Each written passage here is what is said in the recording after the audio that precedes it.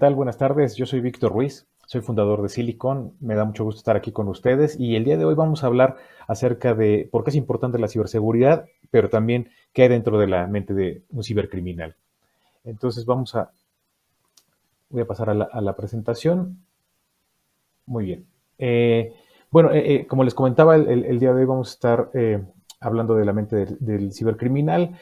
Vamos a hablar ciertos datos acerca de la ciberseguridad, porque de aquí se desprende el por qué es importante entender cómo operan estos cibercriminales y posteriormente, pues, ver cómo es que actúan y también cuáles son sus motivaciones. ¿Ok? En primer lugar, bueno, ¿por qué es importante la ciberseguridad?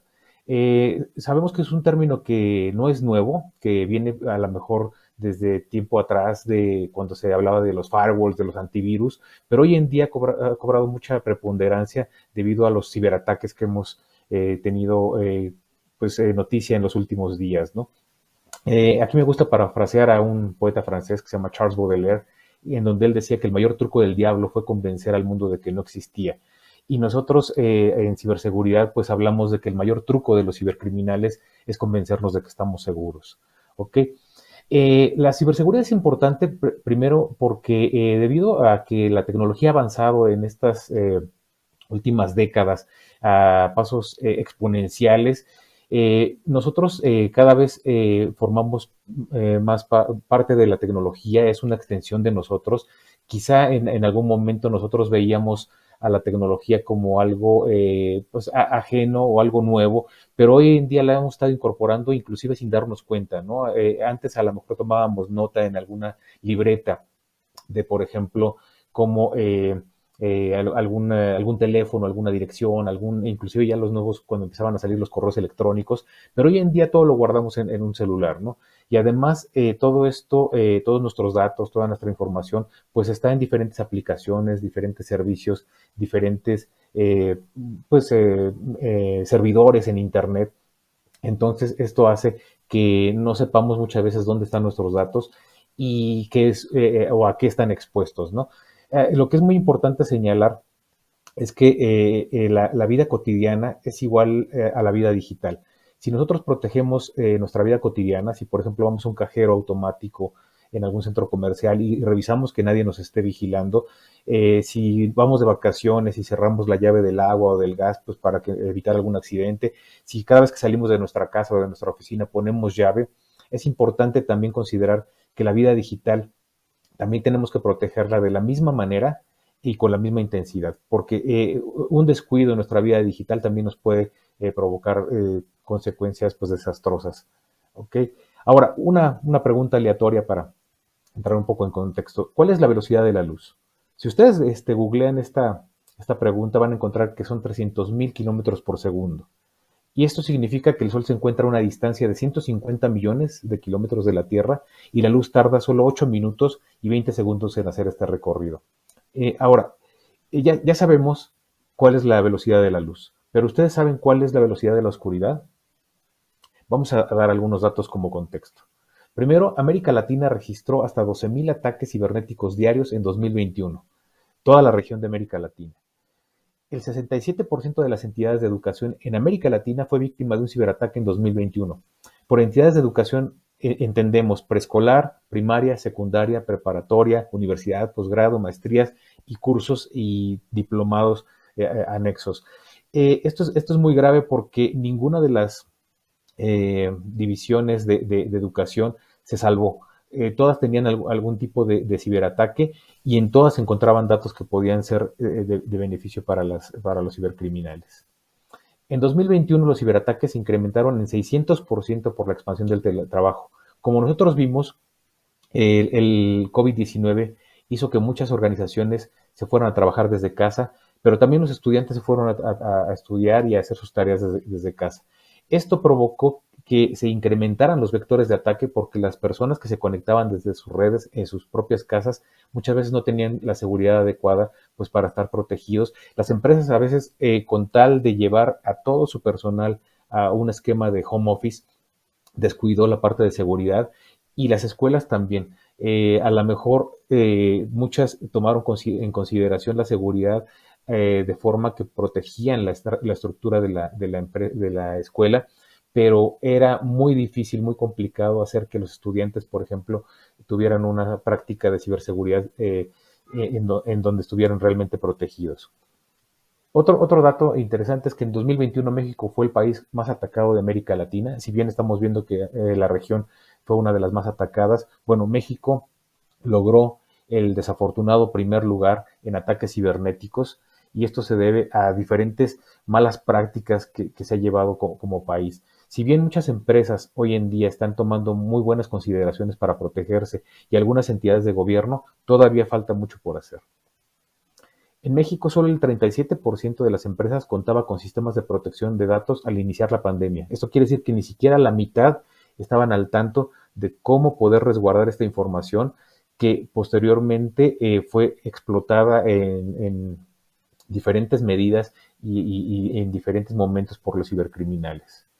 A finales del 2021, solo un 20.9% de las pymes a nivel global y en México el 12.2% tenían la capacidad de responder a los ataques cibernéticos. Si se dan cuenta, de forma global, ni siquiera el 30% de las pequeñas y medianas empresas.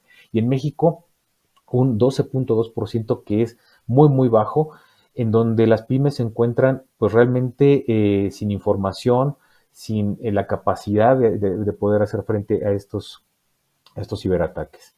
Ahora, 3 de cada 5 ataques afectan a las pequeñas y medianas empresas. Lo sorprendente aquí es que es a un ritmo de 5.862 ataques diarios en México. Y esto es promedio. En algunos casos se han mostrado ataques, digamos, entre 7.000 y 10.000. Quizá bajan un poco, pero lo cierto es que las pymes se están convirtiendo en el blanco favorito de todos estos ciberatacantes. El 66.9% de las pequeñas y medianas empresas cierran después de 6 meses de haber sufrido un ataque cibernético. ¿Qué significa esto?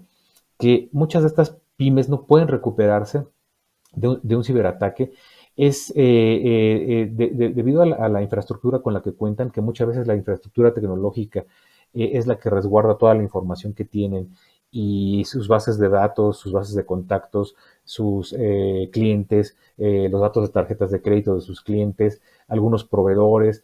Toda esta información, al ser atacada y al ser robada o al ser destruida, hacen que la pyme sea muy difícil para ellos poder recuperarse de nuevo. Si no tienen un respaldo adecuado de la información, muy probablemente esta pyme deje de operar en el mercado en el transcurso de los siguientes 6 meses. Ahora, en 2021 también encontramos algo muy preocupante, ¿no? El tipo de ataque con mayor crecimiento en México es el secuestro de datos o ransomware. El ransomware ha crecido exponencialmente a nivel global. Es una ciberamenaza sumamente frecuente y letal hoy en día.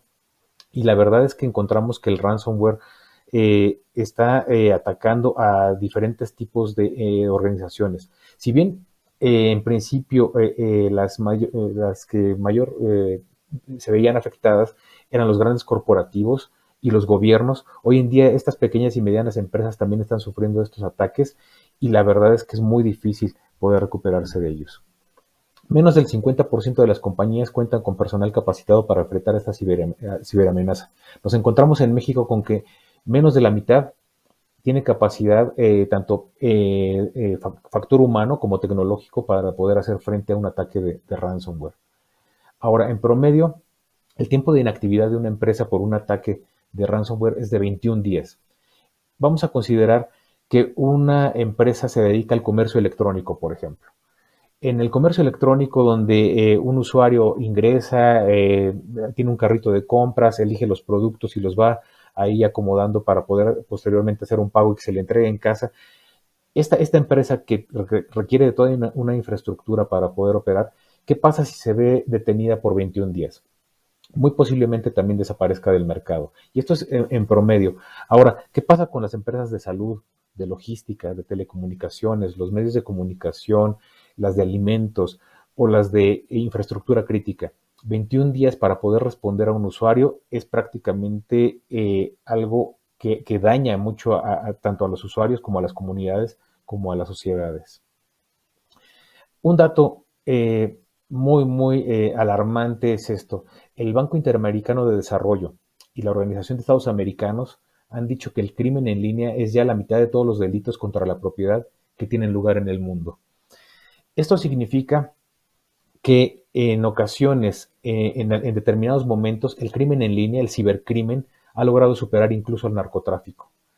Y ustedes saben que para establecer cómo opera el narcotráfico, pues requiere de cierta infraestructura que los lleva precisamente pues, a poder tener un mayor impacto. Bueno, el crimen en línea requiere una menor infraestructura, ahorita lo vamos a ver también, y en ocasiones llega a superar a los delitos que cometen otros grupos organizados, y esto pues afecta pues directamente a los países, a las comunidades, a las sociedades. ¿Ok? Ahora, ustedes se preguntarán, pues, ¿por qué tantos ataques? ¿No? ¿Quién es mi enemigo? ¿Quién se toma el tiempo y la dedicación para poder ejecutar un ataque contra mí o contra mi organización o contra mi país o contra mi familia? En principio, tenemos que saber cómo piensan y cuáles son sus motivaciones.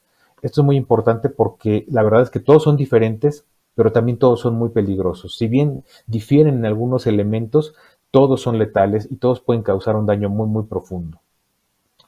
Algo que debemos aclarar antes de pasar a los tipos de ciberatacantes es que el hacker no es igual a un cibercriminal. Muchas veces se confunde, en medios de comunicación cada vez lo manejan de una mejor forma, pero siguen ubicando a la palabra hacker como al cibercriminal, y esto no es correcto. El hacker es un especialista en tecnología, en este caso, que lo que hace es utilizar toda su experiencia y todas sus capacidades, sus habilidades para poder resolver problemas de la mejor manera. El hacker lo que hace es encontrar hacks o atajos para poder resolver o solucionar algún tipo de problema. Y lo que hace el hacker atractivo y funcional para toda una comunidad es que él, una vez que encuentra esta solución, la comparte con la sociedad, la comparte con sus usuarios, la comparte con sus seres queridos, la comparte con sus redes de contactos, de amigos. El hacker no se queda con la información.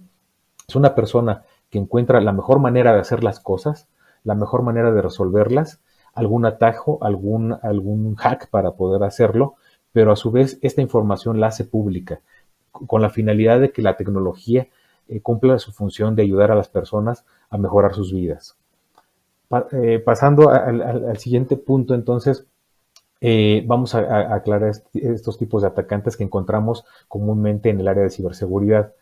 El primero es el White Hat Hacker, que es el hacker de sombrero blanco, que es un hacker ético. Este hacker lo que hace es que trabaja para las empresas, contratado por las empresas para buscar vulnerabilidades. Estos hackers éticos atacan a las empresas con el consentimiento de la misma organización, elaboran un reporte de vulnerabilidades, de riesgos, de amenazas y se lo reportan a la empresa para que pueda de alguna forma mitigarlos o resolverlos o corregirlos.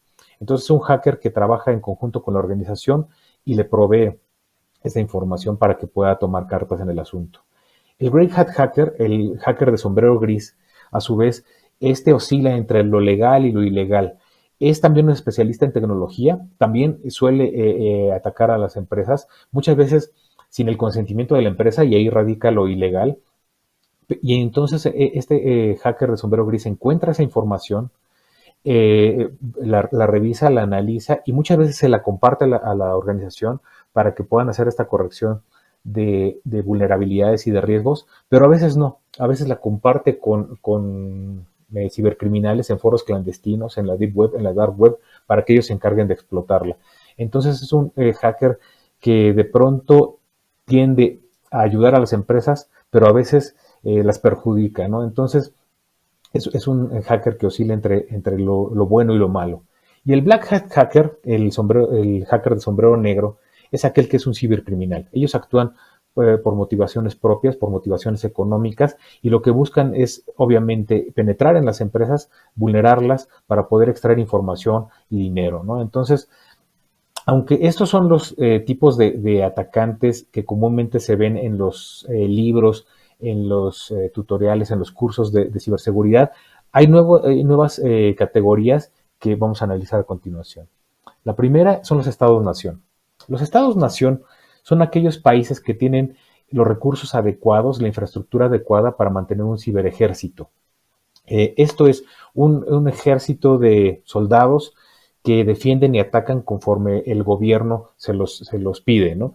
Pero estos ejércitos forman parte de las Fuerzas Armadas, de la Naval, de la Fuerza Aérea, al igual que todas estas fuerzas, pues le dan un servicio al gobierno y lo que buscan es atacar otros países, pero también organizaciones grandes que puedan de alguna forma estar en la mira de estos gobiernos. Ahora, ustedes han escuchado seguramente hablar de muchos de estos estados-nación porque son países como Rusia, como Corea del Norte, como China, pero lo cierto es que, como la definición lo menciona, son países que tienen esa capacidad y esos recursos para hacer frente o para atacar de forma cibernética. Entonces también se encuentran Estados Unidos, Reino Unido, Alemania, Israel, entre muchos otros. ¿Por qué son peligrosos? Porque ellos tienen muchos recursos. El gobierno designa muchos recursos, tanto económicos como tecnológicos, para poder hacer que sus ejércitos cumplan con los objetivos que les han señalado. Otros son los ciberterroristas. Estos son también especialistas en tecnología que forman parte de las células terroristas y lo que buscan es amplificar el miedo, amplificar las denuncias, amplificar las demandas y los ataques de los mismos grupos terroristas. Ellos utilizan la tecnología para dispersar noticias falsas, para dispersar rumores, para también penetrar en empresas y poder hacer que los terroristas tengan un mayor campo de acción. En todo caso, ellos buscan desestabilizar gobiernos, desestabilizar sociedades y sobre todo, pues hacer que el grupo terrorista pues cobre cierta relevancia en las exigencias que está demandando, ¿no? Ahora tenemos otro grupo que son los insiders. Los insiders es un grupo bastante eh, eh, complejo porque se divide en dos.